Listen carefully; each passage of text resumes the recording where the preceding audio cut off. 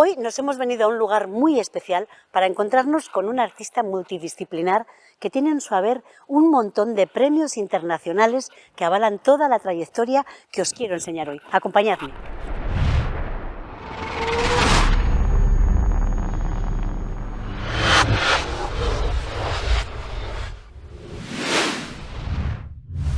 Y ya nos hemos adentrado en estos mundos mágicos de los cuentos de hadas, de esos personajes con los que todos hemos vivido cuando éramos pequeños y que todavía siguen formando parte de nuestra vida.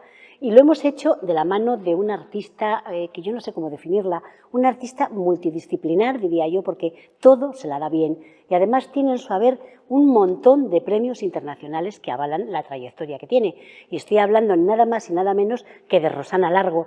Buenos días, Rosana. Buenos días, Charo. Estamos en tu mundo, sí, en tu espacio, es una creación totalmente, y es verdad que es totalmente tuya, sí, entera. Bien lo has dicho. Pero no porque lo hayas ideado, sino porque también lo has hecho. Sí, la verdad que ha sido una tarea ardua, mucho trabajo a lo largo de los años y bueno, pues aquí lo tenemos condensado, ¿no? Yo, a ver, reconozco, nos conocemos hace mucho tiempo, además yo te conocí cuando eras muy pequeñita sí. y la verdad es que he ido siguiendo tu trayectoria y cada día me sorprendo más de lo que eres capaz de conseguir. Y cuando he entrado en este mundo que has creado, estoy alucinando. Y ya no solo por los personajes de los cuentos, que como decía, todos hemos vivido con ellos, cómo lo has desplegado, cómo lo has creado, cómo sacas esa parte, porque es fantasía, es ficción, es que no sé, o sea, son mundos tan fascinantes, pero tú lo vinculas a algo que a simple vista parece muy difícil con la ciencia. Sí, porque realmente la ciencia parece algo antagónico al cuento, ¿no? Realmente el cuento es fantasía, la ciencia es, bueno, lo experimental y parece que es algo contradictorio, pero sin embargo, si rascamos un poquito en los cuentos, nos podemos dar, nunca mejor dicho, cuenta de que hay mucha ciencia. De hecho, los científicos también a veces recurren para denominar algunos conceptos científicos, ¿no? Bueno, pues recurren a los cuentos. Así, por ejemplo, podemos ver cómo los exoplanetas se conocen también como planetas ricitos de oro. Estamos hablando del Principito. Vamos a hablar de los exoplanetas a través de ese cuento. Por ejemplo, la galaxia del gato de Xeris se utiliza también como un recurso en la ciencia y está basado en el cuento de Alicia en el País de las Maravillas. Con lo cual, si rascamos un poquito en esos cuentos, sí que podemos ver la ciencia que entraña, ¿no? La verdad es que, bueno, vinculas, pues eso, ese mundo de la realidad, de la fantasía, con cosas, y además es que bueno, esto es un museo, estamos en Paredes de Nava, que no lo hemos dicho, y es que es toda la iglesia un mundo diferente y especial que te va sorprendiendo a medida que avanzas. Y luego lo que me gusta es que está muy pensado, yo creo que por ti en este caso muy bien hilado, porque esto es una visita fantástica para grandes y pequeños, sobre todo para pequeños, porque todo tiene un toque educativo, aparte de científico también, ¿no? Que es importante. Esa era la idea desde el principio, desde el inicio. Yo lo que he pretendido es que tenga siempre un enfoque didáctico, es decir, que se pueda complementar el arte, lo que es la literatura también y la ciencia, ¿no? Y entonces los más pequeños pueden aprender desde, por ejemplo, algo tan elemental como puede ser el efecto mentiroso en un Pinocho y hablar también pues del génesis del cuento, ¿no? De hablar de Collodi, que fue su escritor. Entonces, esa es un poco la pretensión inicial que he tenido aquí en este museo. Bueno, tenemos que decir a nuestros videoespectadores o telespectadores que tú naciste entre cuentos. Sí, desde luego. Tus padres tenían esa librería de la boutique, del cuento, naciste entre cuentos, entre estos personajes, y que tu formación, porque a mí eso me parece increíble, que eres autodidacta, tú no has ido nunca a una clase de pintura ni de dibujo, o sea, todo este hiperrealismo, porque eres hiperrealista a más no poder, ¿es cosa de tus manos, de tu cabeza, de tus ojos? Sí, esto ha sido, bueno, es verdad lo que tú dices, que el ambiente en el que he estado siempre ha sido muy vinculado a la cultura. Yo de pequeña viajaba mucho para conocer el arte de que teníamos, sobre todo aquí en nuestra tierra, en Castilla y León, que abunda. Entonces, también luego, aparte, la librería es lo que quizás ha sido un incentivo, ¿no? Pues para proyectarlo en el mundo del arte, en el mundo del cuento y, por supuesto, el hiperrealismo es una de las técnicas que más me apasiona y por la que quizás pues, estoy obteniendo distintos reconocimientos a nivel internacional, ¿no? Entonces, esa mezcla, ese cóctel de la literatura, el arte y la ciencia es quizás lo que he tratado de proyectar aquí en este museo. Bueno, y ahora que has mencionado la palabra premios, ¿no? Reconocimientos, Sí. es otra cosa impresionante el currículum que llevas, porque eres muy joven todavía y estás considerada por las mejores revistas internacionales de arte como una de las mujeres más importantes del siglo XXI en hiperrealismo. Sí, la verdad que ha sido una designación que todavía, bueno, me cuesta creerlo a día de hoy, porque han sido una serie de acontecimientos, una serie de premios que han sido bastante sucesivos en el tiempo, ¿no? Entonces ha sido como un despertar que este trayecto empieza, tiene su punto de partida en Nueva York, a través de una de las galerías más prestigiosas. Nada más y nada menos que en Nueva York, que te sí. conocieron además a través de las redes. Sí, tú bien lo has dicho, a través del Facebook yo cambié mi perfil y entonces, bueno, se fijó una de las mejores galerías, como digo, y me llamó. Contactó conmigo, me dijo que mandara lo que tuviera para una exposición y así fue, y a partir de ahí pues ya ha sido digamos que un bagaje de continuo, ha sido Shanghái, ha sido Tokio, ha sido Roma, ha sido París, digamos que distintas partes del mundo donde he podido ir haciendo muestra de mi arte. Ahora que has mencionado todos los premios que tienen, que son infinitos, porque yo no sé si se pueden conseguir más, pero empezamos en Nueva York. ¿Y cuál siguió después? Bueno, pues luego a raíz de Nueva York tuve la fortuna de trabajar bastante en Roma a través de una galería y a partir de ahí, bueno, pues me empezaron a representar en Italia y es donde consigo por primera vez el premio, digo por primera vez porque hay una segunda vez que no esperaba, que fue el premio Miguel Ángel en Roma, en el Palacio Brancaccio. Y después, bueno, pues ya vino en Florencia el premio Leonardo da Vinci. A raíz de eso, bueno, pues empecé a trabajar en Shanghái, en Tokio y recibí distintos galardones, entre ellos pues el Premio Ciudad de Nueva York también, y quizás el más reciente ha sido en el Louvre, que ha sido el Premio Ciudad de París. Que ese ha sido el último. Sí, ese ha sido el último y bueno, pues ha sido una serie de premios que han marcado sobre todo mi trayectoria y que de alguna forma pues bueno, te hacen sentirte más orgullosa y seguir trabajando si cabe aún más. Bueno, siempre se dice un poquito que esos reconocimientos te animan a seguir luchando. A ver, yo sé que tú no lo vas a dejar y que vas a seguir además evolucionando y avanzando y haciendo cosas diferentes, ¿no? Porque bueno, estamos aquí en un cuento viviente, pero también haces otras cosas con un hiperrealismo que antes cuando llegábamos estábamos peleando que si era una foto de tu obra o era una foto, porque llega a tal realismo lo que pintas que parecen auténticas fotografías. Sí, la verdad que es mucha dedicación, muchas horas de trabajo y quizás cuando se trata de premios bueno, que tienen una repercusión internacional importante, ¿no? Para mi trayectoria, ahí es cuando pongo casi los 6 sentidos más que los 5 y intento hacer un marcado hiperrealismo que quizás es lo que los jueces o el jurado es lo que más valora o estima, ¿no? Entonces sí que lleva mucho trabajo, y además es que en un tiempo muy limitado. Porque la exigencia hay un nivel y una competencia tremenda. Y claro, las personas que me representan, ahora mismo estoy representada por los Emiratos Árabes y por Italia. Entonces, la exigencia es dura, pero bueno, creo que la compensación merece la pena. Oye, ahora que mencionas Emiratos, ¿estuviste en Qatar representando ahí en un certamen, congreso de mujeres y fuiste la única persona representando a España? Sí. La verdad que es un lujo, porque iba como mujer, la representación que ostentaba era como mujer y como artista, y bueno, pues era un orgullo porque representaba a mi país, entre pues 99 países creo que era lo que acudieron al evento y bueno, tuve la fortuna de ganar un premio de diseño internacional de arte que he vuelto por segunda vez consecutiva en Qatar a ganar este año Y además tenemos aquí, le traje para acá el vestido, que era una indumentaria que estaba completamente policromada al óleo. Y en Dubái pues también he tenido la fortuna de ir representando como mujer y como artista a mi país, y es algo que bueno, me enorgullece muchísimo. Volveré en marzo nuevamente, así que muy Sobre feliz. todo porque además en países así, cuando a la mujer Sí. le cuesta tanto llegar, Claro, claro. que tú llegues representando a tu país, tienes que estar Es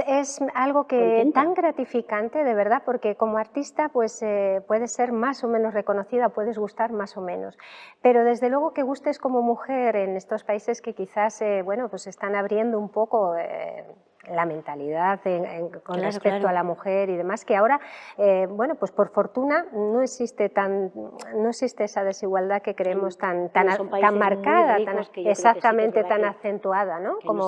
Como podemos pensar. Bueno, pues eso sobre todo es lo que más, con más orgullo llevas. Y luego, bueno, los premios, que no hemos mencionado todos porque yo creo que estaríamos mucho tiempo. Has hecho muchas exposiciones en lugares muy emblemáticos, porque en Nueva York me hablabas de esa galería de la Casa Blanca. Le llaman la Galería de la Casa Blanca porque quizás es una de las galerías pues más emblemáticas de allí de Nueva York, pero bueno, tuve la fortuna de también exponer en Miami, en Art Spectrum, que es, digamos, la cuna del arte estadounidense. Y bueno, mira, sí te voy a anticipar porque todavía no está... ¿Una primicia? Sí, una primicia, todavía, todavía no está muy cerrado ni nada, pero sí que te puedo decir que ahora mismo me comunicaron, no hace tanto, cuando estaba en Qatar, que existe, digamos que una especie de certamen, por así llamarlo, en el que participan tanto Estados Unidos como China en este evento de arte a nivel internacional. Y bueno, pues me han metido en un listado como uno de los mejores artistas más reconocidos y valorados, y probablemente la gala sea en Beverly Hills. Y tendré que acudir a lo largo de este glamour, año. ¿no? Sí, bueno, la verdad que todo muy VIP, pero sobre todo me quedo siempre con la esencia esa de los compañeros, de respirar el arte, respirar la cultura. Y luego, bueno, pues al margen el evento, pues bien recibidos sean los canapés, el evento y las fotos, ¿no? Sí, yo por lo que estoy ya sacando de lo que nos estás contando es que te relacionas con artistas internacionales a unos niveles increíbles. ¿Y aquí cómo te relacionas con los artistas de nuestra zona? Bueno, pues la verdad que, mira, yo siempre... con los conocidos, amigos, compañeros, pues yo los llamo compañeros, son mis compañeros. Compañeros de profesión. De profesión, por supuesto. Y entonces muchas veces me dicen, joder, pues que tienes una trayectoria, tienes un... Y yo les digo, a ver, tan pronto estamos arriba como estamos abajo, esto es una montaña rusa.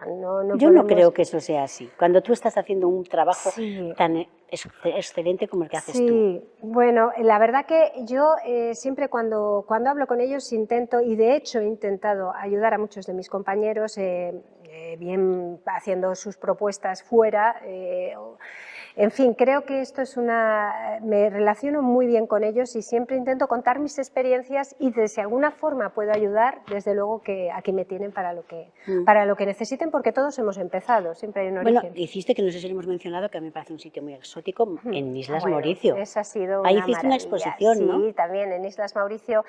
Bueno, es que ha sido un lujo también, porque es algo tan exótico, tan distinto, y fue fantástico.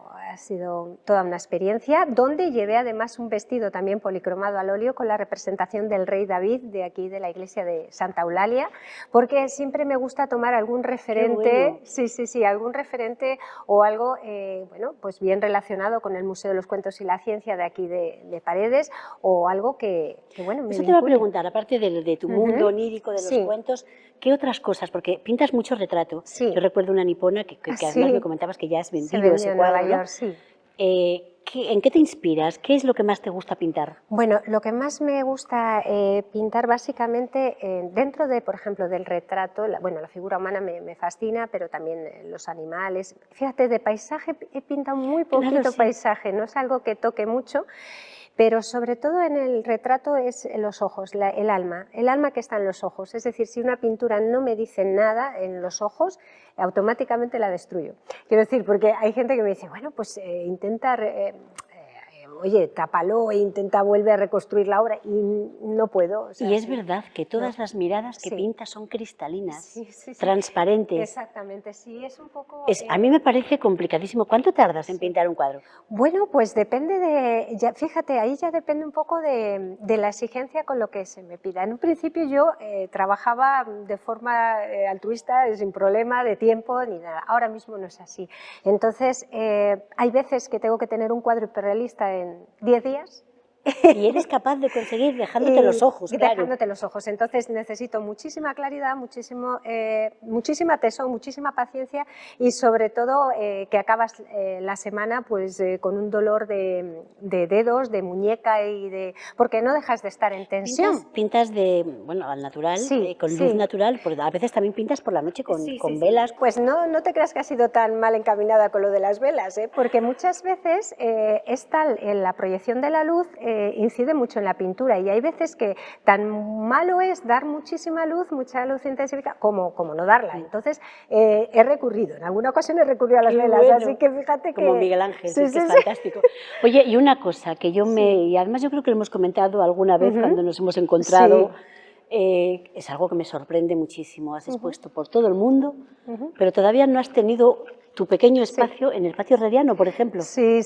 Bueno, pues la verdad que, fíjate, sí que existe una idea, un proyecto en el aire de una idea. Está en idea, ¿no? Todavía lo podemos llamar así, pero sí que me gustaría, porque desde luego en mi ciudad la tengo un cariño especial, lógicamente. Para mí es un lujo, desde luego, y ya ves qué sitio más emblemático, ¿no? de Valladolid, y referente del arte contemporáneo. O sea que para mí, desde luego que... y aparte, ¿sabes qué pasa? Que muchas veces yo recibí uno de los premios quizás que más inesperado, porque yo, arte contemporáneo, bien, es una especialidad que también lo dedico, el arte surrealista, pero me llevé una sorpresa tremenda, porque digamos que mi pintura se centra o se focaliza mucho en el arte hiperrealista, ¿no? Y en Italia me concedieron el premio como mejor pintora de arte contemporáneo en el 2019. Entonces, bueno, yo creo que a lo mejor, teniendo un poco ese bagaje, esa idea algún día pueda hacerse realidad. A ver, ¿no? que todavía hay tiempo, evidentemente, claro, eres una persona muy joven, sí. pero bueno, que sí, que yo sé que han expuesto artistas de tu edad, incluso más jóvenes, y por eso a mí me sorprende un poco, pero bueno, a veces las cosas de palacio van despacio, ¿no? Eso sí, vete en cuenta, pero vamos, desde luego que sería un lujo. Nunca se suele ser profeta en tu tierra, como suele decir. Pero es que sí que te choca un poquito que estés a niveles internacionales en el punto en el que estás, y en tu ciudad, bueno, pues a ver, que yo creo que te conoce cada vez más y más gente. Además es una cosa que, fíjate, es este año realmente cuando he empezado a plantearme el decir, bueno, oye, yo creo que va siendo hora, ¿no? de alguna forma, ya no solamente la proyección de las exposiciones que suelo hacer y demás, sino también lo que mando fuera, que digamos es el arte y la pintura, pues también proyectarla aquí. Sí que tuve la fortuna, y eso desde luego me encantó, porque ha sido una de las cosas que con más cariño recuerdo, que ha sido este año, además en la Semana Santa, que pinté el paño de la Verónica. Así. Y lo llevó la talla de Gregorio Fernández. Entonces, claro, ahí sí que digamos que es todo un reto en la ciudad de Valladolid, además con una talla de Gregorio Fernández, eso ya para mí fue tremendo. Sí, es verdad, lo acuerdo que lo comentamos, que fue importante. Con la Cofradía del Despojado, a la que admiro y quiero. Pero igual es porque, bueno, yo me imagino que no, que conocen todas tus facetas, pero igual te centran más en el mundo del cuento. Pues mira, tú lo has dicho, muchas veces es verdad que hay gente que lo entiende mi trayectoria a través del cuento, porque quizás es lo que más ha visto, porque digamos que yo he hecho como una separación, y la pintura la he exportado, por así decirlo, a otros países, y lo que es el mundo del cuento y la ciencia lo he itinerado a nivel nacional. Entonces hay mucha gente que se sorprende porque me dice, oye, que es que te he visto en el periódico, pero yo no sabía que pintabas también y por ahí en Italia. Y por ahí. Digo, sí, lo que pasa es que lo he separado, porque creía que la combinación, bueno, a nivel nacional la pintura y con lo de los cuentos y todo eso, que iba a ser una mezcla un poco, no sé, ahí he preferido separarlo. Sí que has expuesto por diferentes ciudades de España también, en diferentes salas. De hecho, bueno, tuve ocasión de exponer en el Planetario de Madrid, en el Museo Nacional de Ciencias Naturales de Madrid, en Logroño, en la Casa de las Ciencias de Logroño, por supuesto, en mi querido Museo de la Ciencia de Valladolid. Le mandamos un besito a Inés. Sí, por supuesto, una directora maravillosa y que lo hace fantástico. Luego, pues por el norte, pues he tenido ocasión de exponer por Galicia, en el Palacio de Cultura de Pontevedra, y por el sur, pues también mucho en el Castillo de Roquetas de Santa Ana. Yo creo que vamos por la 4ª vez en Roquetas de Mar y siempre, bueno, pues con el mismo cariño y bueno, fenomenal. Y además es que estás en casa, que es un lujo, de verdad. El poder exponer aquí en España es un verdadero lujo cada vez que expones. Y además en lugares como muy singulares, ¿no? Como de mucho peso histórico también. Sí. Además yo creo que es lo que voy buscando, ¿no? Porque ahora mismo las exposiciones estas de cuentos, como tienen un... digamos, tiene un aire retro, un aire de fantasía, sí, pero muy encasillada en lo victoriano, en lo rococó, pues busco que los sitios sean pues también un tanto especiales. Es decir, si puede ser un lugar como un castillo, por ejemplo, cuando expuse en el castillo de Fuentes de Valdepero, en Palencia, que es una verdadera maravilla. Esta iglesia, que es maravillosa, la iglesia de San Martín, el Museo de los Cuentos y la Ciencia, qué mejor sitio que este, ¿no? Aquí en Paredes de Nava. O el Castillo de Santa Ana en Roquetas de Mar, o el Palacio Pimentel que tenemos en Valladolid. Entonces, digamos que son sitios que tienen un marcado carácter histórico y que es lo que, digamos, forma un buen binomio con el cuento. Si volvemos un poco al principio, porque todo esto, ¿cuánto tardasteis? Porque además, por lo que nos estabas comentando antes, lo has hecho tú absolutamente todo, o sea, todo es manual, salvo 2 piececitas. Sí, alguna cosita que dices, bueno, pues tienes que evidentemente trabajarlo encargarlo para que te lo corten con láser, que eso sí. Pero ¿y esa entrada que tenemos ahí que la has hecho tú? Esta ha sido una odisea, la verdad, porque me daba pavor, me daba pavor empezar, porque realmente muchas de las piezas las trabajo con caladora. Entonces es muy complicado porque primero que ya de por sí la caladora pesa bastante y luego mantener el pulso para llegar a hacer... ¿No te ayuda nadie a hacer formatos grandes? No. Porque se te ve muy frágil, Rosana. Se te ve una chica frágil. ¿De cómo podrás con todo esto? O sea, que engañas. Sí. Realmente yo creo que muchas veces sacas fuerza de donde no las tienes, porque no hay que negar, y es algo evidente, que hay piezas muy pesadas que no puedo desenvolver, pero yo muchas veces digo, lo hago a lo tipo hámster, voy empujando la peana, voy empujando que ya se pondrá de pie. Entonces es lo que me queda, es el recurso que me queda, porque no cuento con ayuda. Entonces es complicado, pero luego realmente cuando lo ves dices, ¡buah!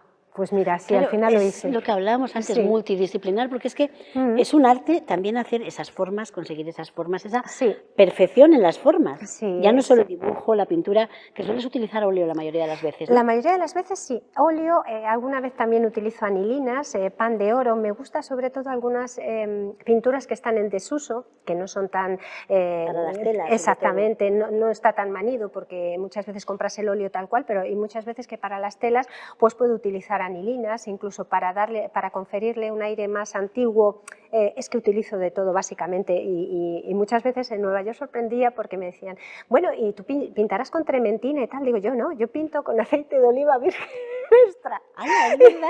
Mira, esto no lo sabía. Claro, sí, y me decían, pero por Dios, con aceite de oliva... ¿Así mezclas los óleos? Sí, y me decían, pero bueno, sí, el aceite de oliva es muy bueno. Digo, sí, o aceite de oliva virgen extra, que dieta es buenísimo. Mediterránea. Dieta mediterránea. Y me decían, bueno, España, ¿no? Digo, sí, España. Pero, ¿y todas estas cosas, cómo las has ido descubriendo? Porque la verdad es que... Sí, a prueba de ensayo y error, porque yo, esto, mira, me hacía mucha gracia el otro día leyendo una biografía de Leonardo da Vinci que me apasiona, de Vasari. Decía que Leonardo muchas veces, muchas de sus pinturas las llevaba al último extremo, en el sentido de que él creía que lo estaba haciendo bien y por los materiales que utilizaba se acababa fastidiando la pintura, claro, los frescos. Entonces él incluso un día ideó pintar con cera de velas y demás, y claro, todo eso teniendo en cuenta la época y todo, pues se cuartea. Entonces yo creo que en el mundo de la pintura, si eres un apasionado y si es vocacional, no solo profesional, si es vocacional y eres un apasionado, el ensayo y el error están de continuo. Es decir, yo estoy intentando innovar de continuo, con materiales, Y es quizás lo que luego te hace un poquito más especial, ¿no? No utilizar los mismos recursos de siempre. Es que tienes texturas, a Sí. ver, pintas en tela, en lienzo, en madera, Sí. en hierro, o sea, es que Sí, lo pintas sí. absolutamente todo Sí. y cada cosa me imagino que tendrá su técnica. Pues sí, porque muchas veces es lo que te digo, que llegas, a lo mejor has hecho un trabajo brillante, por así decirlo, y de repente empiezas a observar que empieza a cuartearse o alguna cosa y dices, esto ya no tiene remedio. Pero es lo que tiene, que hay que seguir creando. ¿Tienes algún personaje favorito de tus cuentos? Bueno, desde luego Alicia. Alicia me apasiona. La terrible Alicia. La terrible ¿no? Alicia. Esto de que Alicia es una niña dulce, de eso nada. No. Alicia es que realmente entraña mucho de mi forma de pensar. Es decir, es un personaje surrealista. Y complicado, o sea, estás diciendo que eres una mujer complicada. Sí, soy un poco, yo creo que me complico yo sola, porque me pasa a la hora de hacer las exposiciones, por ejemplo. Yo digo, bueno, esta exposición ya está acabada, pero no, tengo que seguir trabajando hasta que... Y no me lo exigen realmente, la gente ya cuando lo ve dice, ay, pues ya está, es perfecta, tal. Digo, no, espérate que podemos añadir más. Entonces yo creo que en eso me parezco un poco a Alicia, que sigue dando vueltas a las cosas y siempre con la típica pregunta del ¿y por qué? Entonces, en eso guardo cierto paralelismo. Es un mundo muy loco, el de Alicia. Es un mundo un poco loco, la verdad. Pero porque bueno, luego los tres cerditos, sí. Yo la veo un poco temeraria, también un poco buscando siempre de continuo la aventura, ¿no? Muy preguntona también. Y bueno, pues ahí guardo cierto paralelismo, fíjate, con este personaje. Y luego mi admiración por la ciencia que proyecta, claro. Claro, eso te iba a preguntar. ¿Cómo vinculas? Porque hay que saberlo, tienes que tener, por un lado, un conocimiento enorme del cuento, por supuesto, pero también de la ciencia para vincularlo. Claro. Y no errar, claro, porque yo siempre me he dejado asesorar, y además en mis inicios me dejé asesorar muy bien por Inés Rodríguez Hidalgo, la directora del Museo de la Ciencia, maestra, claro. Muy buena maestra y un lujo, que es la que supervisó mis cartelas y dio el ok, y colaboramos con ella.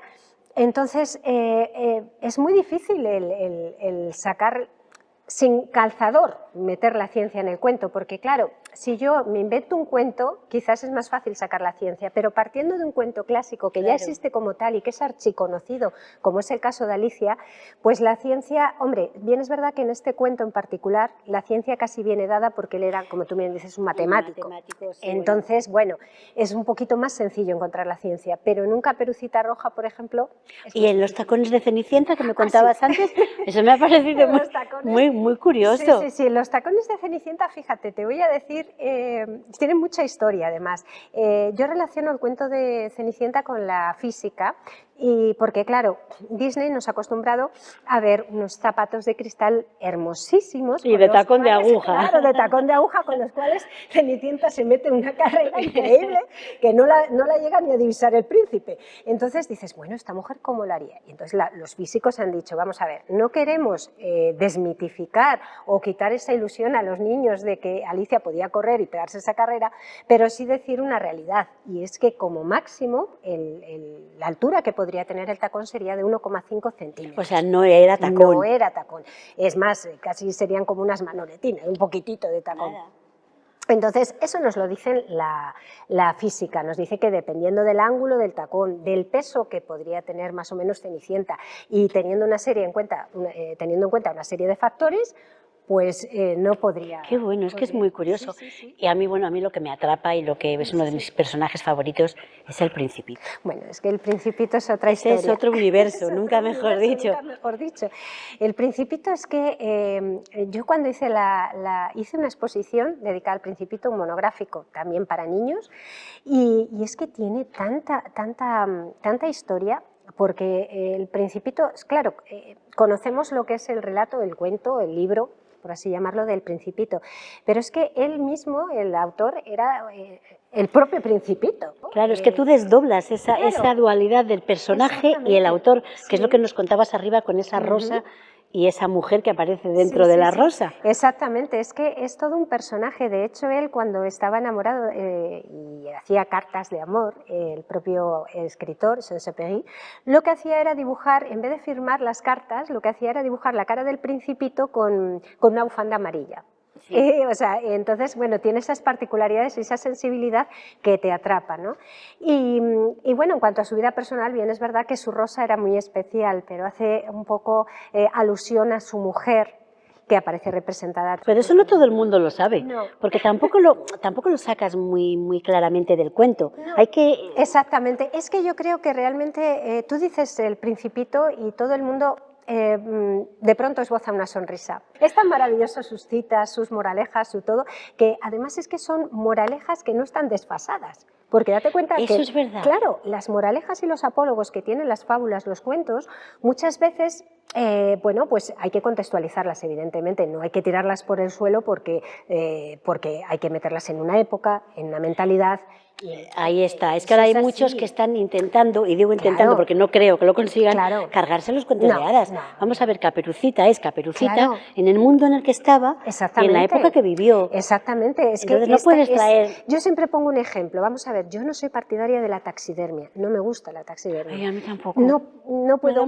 Claro, pero tú vas a ver, por ejemplo, la taxidermia que hacían en el siglo XIX, no puedes ser crítica con eso porque realmente era algo que era un arte y bueno, pues era en el siglo XIX, eso no puedes devaluarlo o descontextualizarlo, porque no tiene sentido. Pues los cuentos igual, es decir, lo que pasa que en El Principito bien es verdad que las moralejas o sus lecciones de vida las podremos aplicar hoy y siempre porque son tan buenas. Es igual que Pinocho. Pinocho también para los niños, para meterles en ese mundo de la sinceridad, evitar las mentiras. Exactamente, se ha edulcorado todo, se ha edulcorado porque realmente en el cuento original a Pinocho le queman los pies, o sea, y aparece ahorcado. Entonces, claro, todo eso se ha ido edulcorando para que los niños de alguna forma pues sea más asimilable o aprensible para ellos, ¿no?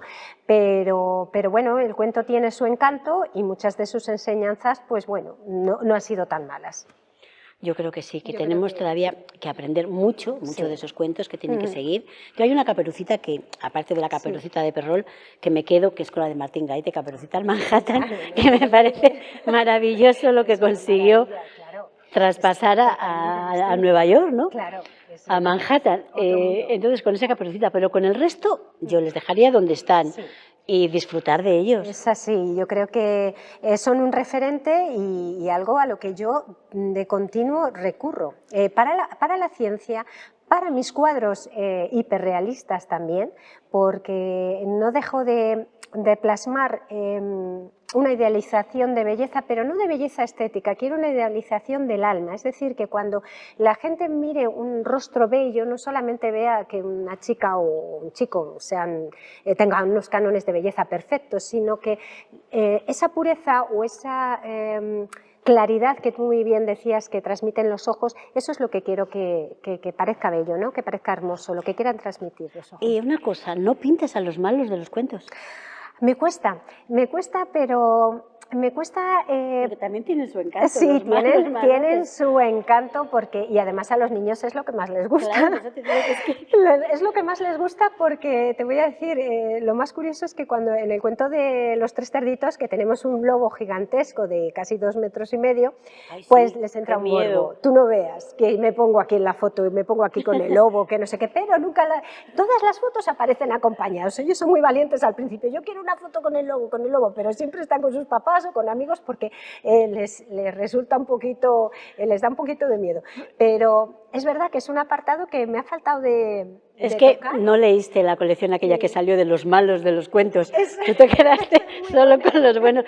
Que es verdad, que es muy... Es verdad que es una... Es interesante también. Es muy interesante y yo creo que algún apartado así que... Porque tenemos a Peter Pan, pero no tenemos al Capitán Garfio. Pero Garfio también tenía su puntito, ¿eh? Sobre todo en el gancho.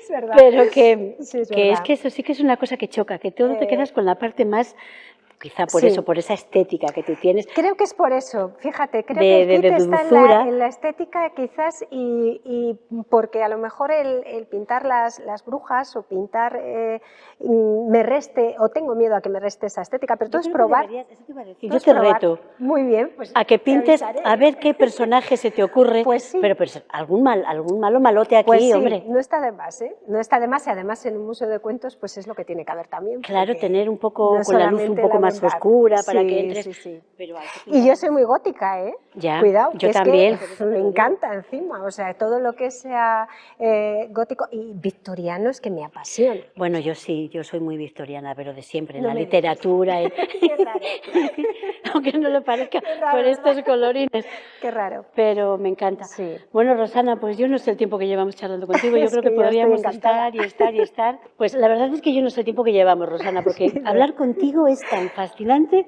pero hay una cosa que yo creo que sí que merece la pena que nos cuentes cómo haces y destacar sobre todo, porque reciclas Uy, sí. muchas Sí, cosas sí. en toda tu obra. Además es que es algo básico en mis obras, es decir, yo no concibo una obra sin utilizar algo que alguien va a tirar, o porque veo que sacas tanta utilidad a todo. Es decir, por ejemplo, tenemos el cuento de Pinocho. El cuento de Pinocho, yo dije, bueno, ¿cómo podemos hacer que la nariz sea retráctil? Y yo pensando en algún motorcillo, digo, ya está, la impresora. La impresora, que es como las máquinas de escribir antiguas que dabas así, prum, y corría. Sí, sí, sí. Digo, pues ya está, para la nariz de Pinocho. Los palitos de lao para hacer el mecanismo de una mano y que den unas glebas y un motorcillo y se pueda mover.